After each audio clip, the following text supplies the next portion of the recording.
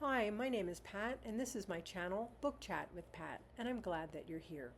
Today, I'd like to talk with you about some possibilities for week 3 of Rocket Summer.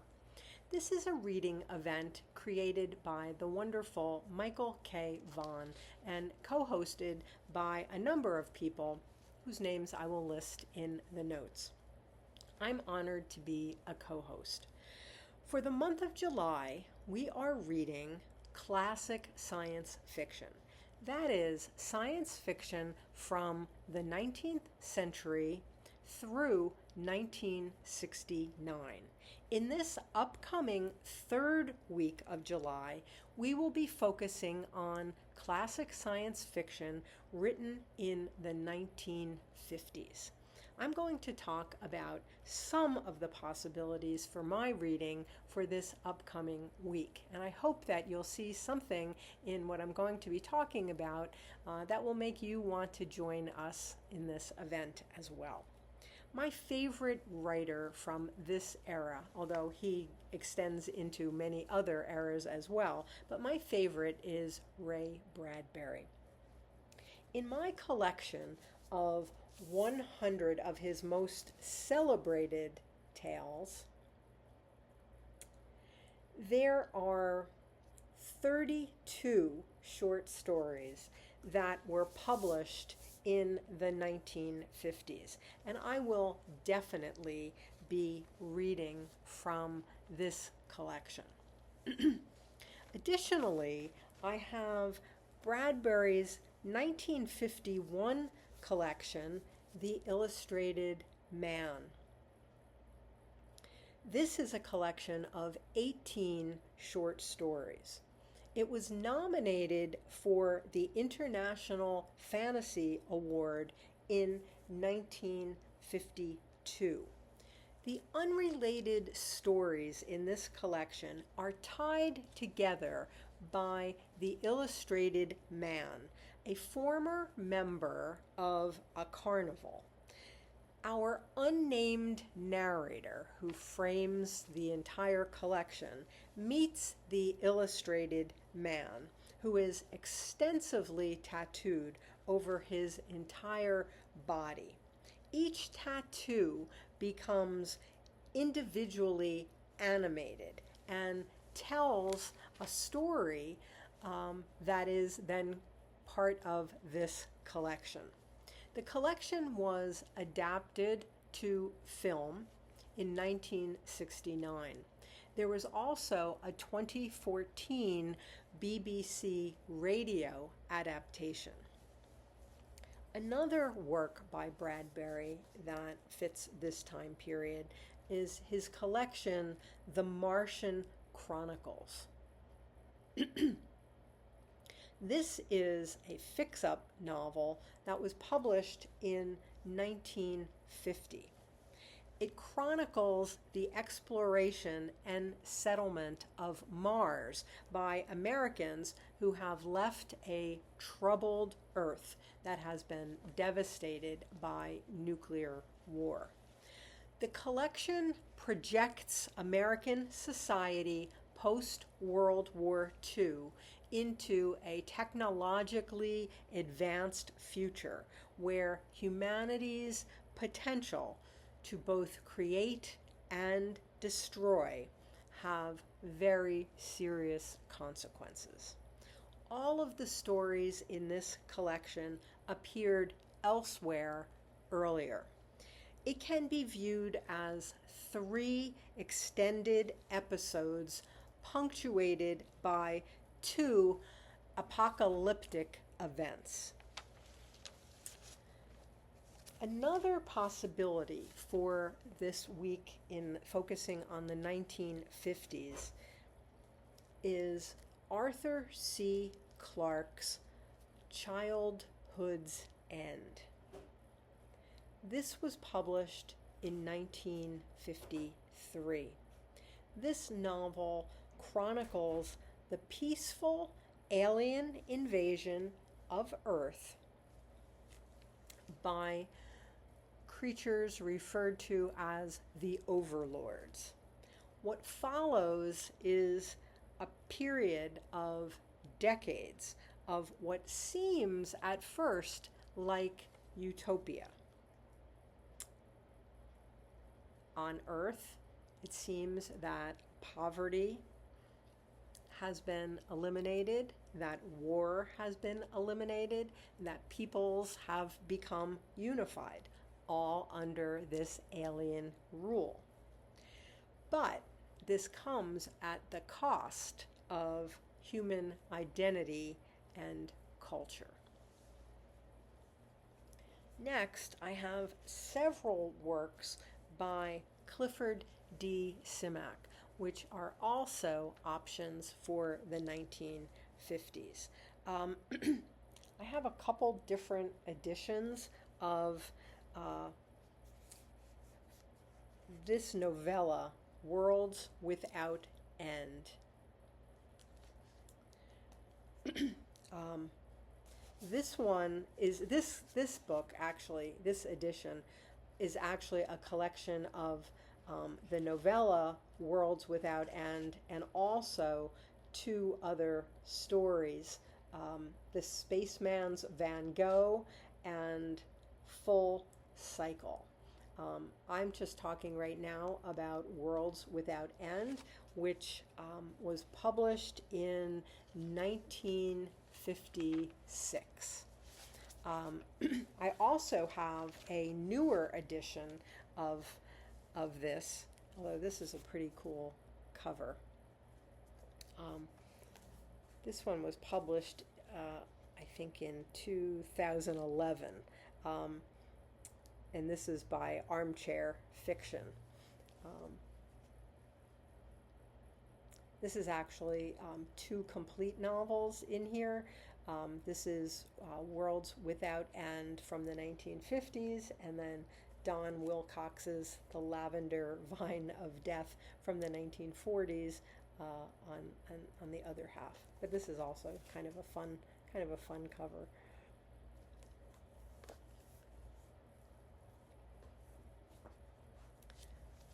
But Worlds Without End is a novella set in the far future.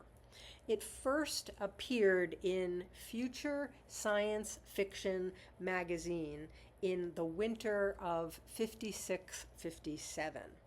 This novella takes place in a future where one's loyalty is not to one's nation, but rather to one's labor union.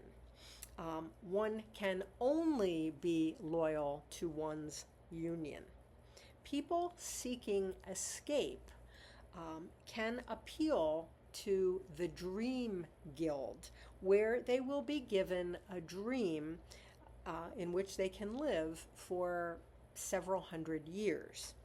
Norman Blaine, the protagonist, worked for the Dream Guild.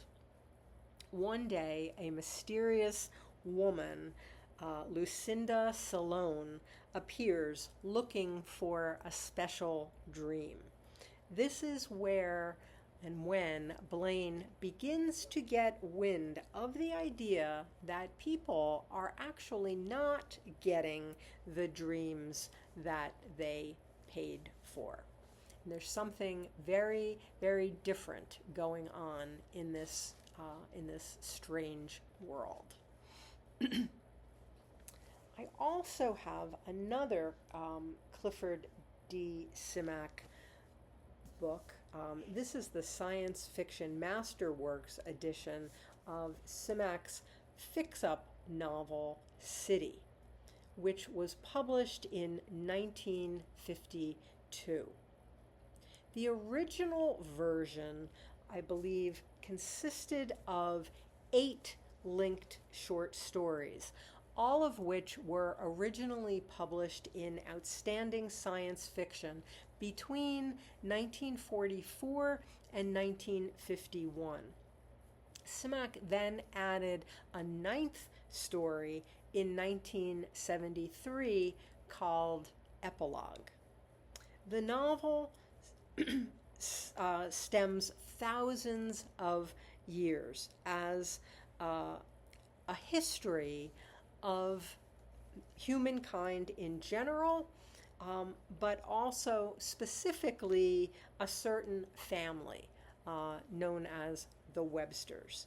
In the course of the novel that spans these many, many years, dogs are modified by science to be able to speak, and they eventually become the inheritors of the earth. Next, I have Isaac Asimov's Foundation.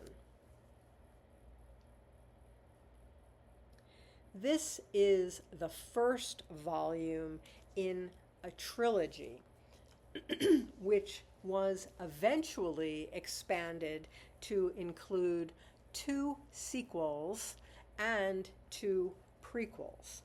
But this book, just called Foundation, is the original first volume of the first 3 books, and this was published in 1951.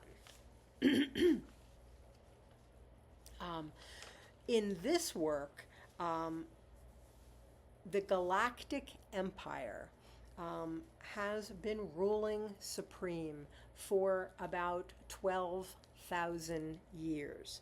But when this novel begins, the empire is dying.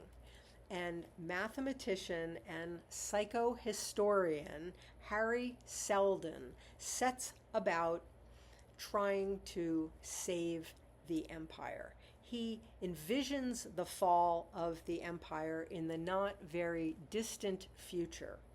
And he sees coming an age of ignorance and warfare and barbarism. So to preserve knowledge and to save the human race, he gathers the best minds and brings them to a bleak planet at the edge of the galaxy. And he calls this sanctuary space the Foundation.